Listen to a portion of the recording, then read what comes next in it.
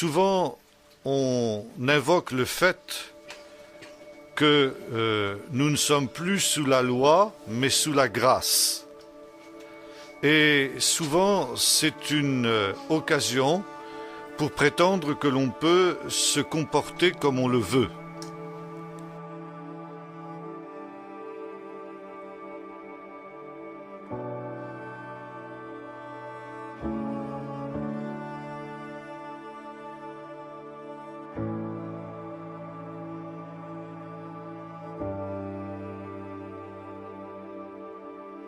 La vraie définition de la liberté, c'est pas de faire ce que je veux. Parce que ce que je veux, le je veux, est toujours infesté, colonisé par toutes sortes de désirs qui ne sont pas les miens. Donc de faire ce que je veux, c'est l'esclavage, c'est pas du tout la liberté.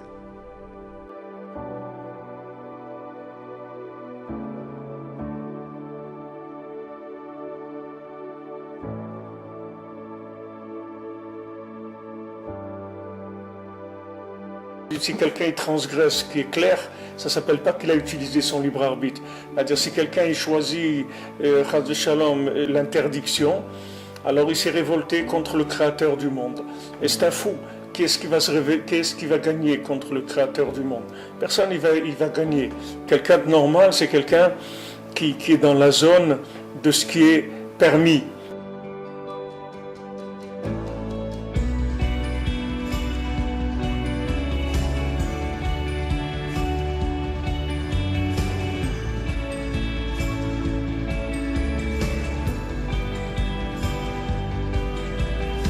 Pendant des siècles, on a opposé la loi à la grâce. Alors, du moins, la grâce s'oppose à la condamnation de la loi sur le pécheur. Et justement, le message de la grâce, c'est « va et ne pêche plus ». C'est avoir pris le châtiment sur lui que nous méritons, afin d'offrir à ceux qui le souhaitent, à ceux qui l'acceptent, une grâce, et de dire à ce peuple qui l'accepte seulement « va et ne pêche plus », ou sinon son sacrifice est rendu vain.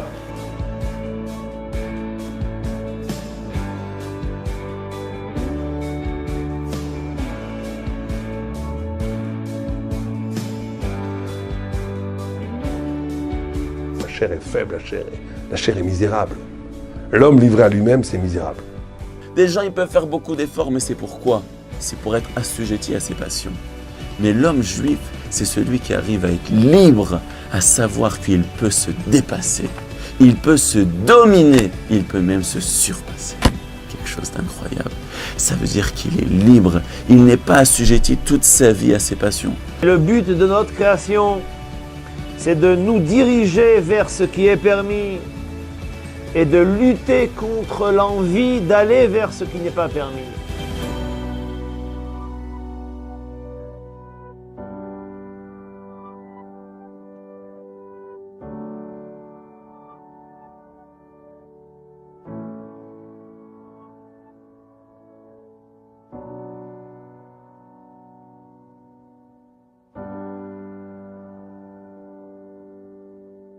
Le sacrifice sert à pardonner les fautes, mais après le pardon des fautes et l'expiation des fautes vient l'obéissance au commandement, pour rester saint.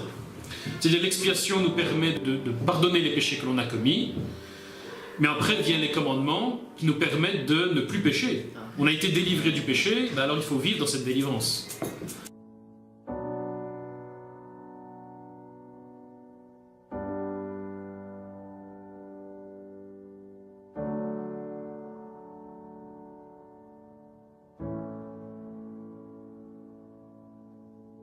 Ça ne sert à rien de dire Yeshua a expié mes fautes et donc je vais quand même vivre dans le péché puisque de toute façon il a expié mes fautes. Mais alors ça ne sert à rien d'avoir les fautes expiées. Le fait que nos péchés soient pardonnés, c'est justement qu'on ne peut vivre dans le péché. C'est ça le but. La grâce ne nous autorise pas à pécher. Et justement, le but de la loi, c'est de nous empêcher de pécher. C'est de mettre des limites à ne pas franchir pour ne pas tomber dans l'excès du péché.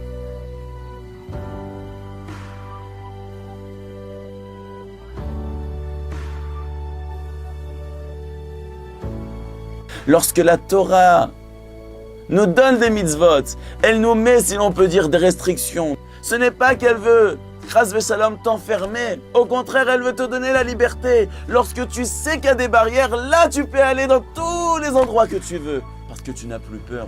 Mais s'il n'y a pas de barrière en haut, d'un monde qui est complètement ouvert, eh bien, chas v'shalom, dans chaque pas de la vie, on a peur que peut-être on peut trébucher.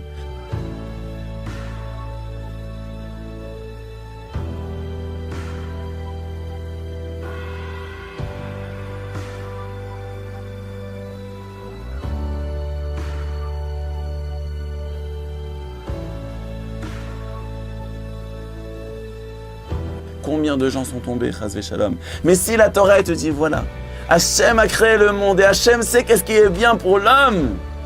Maintenant tu es libre, fais ce que tu veux, tu seras le plus heureux.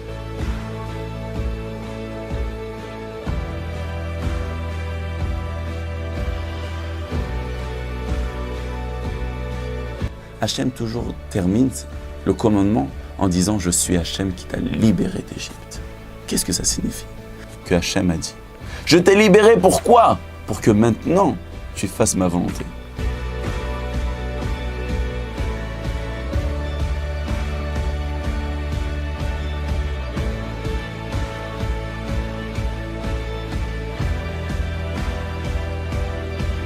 C'est ça le message de Pessah.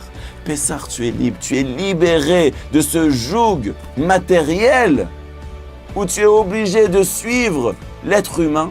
Et maintenant, tu vas peut-être suivre les commandements de Dieu, mais c'est pour te rendre le plus heureux du monde et que tu saches que tu as un chemin dans ta vie et maintenant tu peux profiter de ce monde.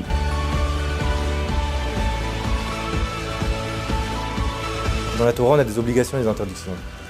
Elle nous dit comment se conduire dans certaines choses, elle nous met des limites.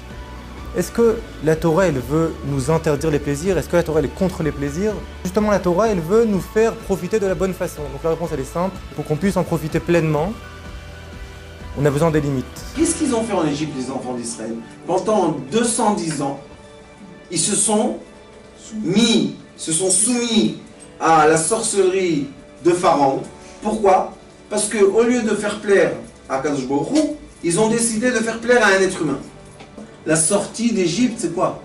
C'est quand une personne, malheureusement, a reçu sur lui un certain esclavage, et maintenant, il doit se délivrer de cet esclavage. On a été libéré d'Égypte, mais on n'a pas été libéré pour faire ce que l'on veut. On n'a pas été libéré pour donner libre cours à ses passions, à ses envies. On n'a pas été libéré pour se diriger vers tout ce que nos yeux voient.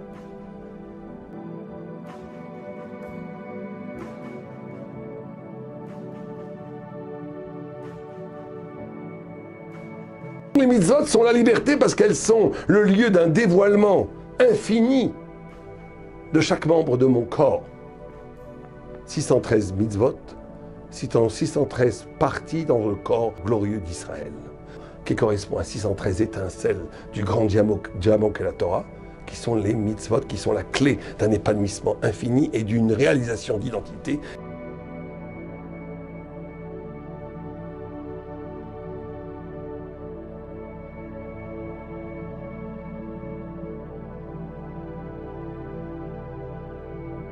Celui qui fait la Torah et les mitzvot, c'est la plus belle des libertés au monde.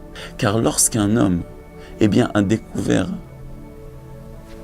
une vérité éternelle, un message pour la vie, il a un but dans sa vie, il se sent libre.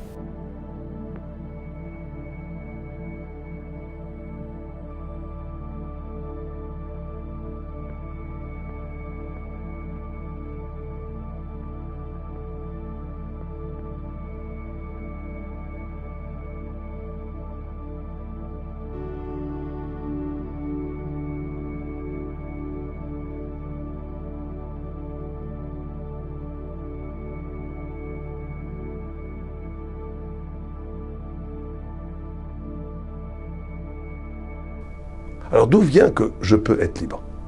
Celui qui ne croit pas vraiment en Dieu, celui qui n'a pas de rapport avec Sinaï, celui qui n'a pas la révélation, il ne peut pas être libre.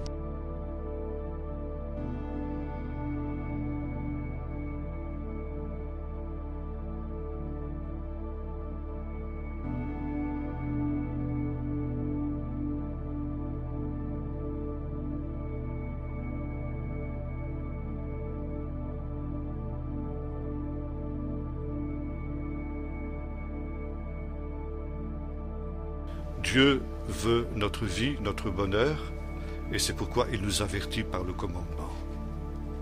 Bénis Dieu pour le commandement, qui est justement cette frontière qui te rappelle la limite entre le bien et le mal.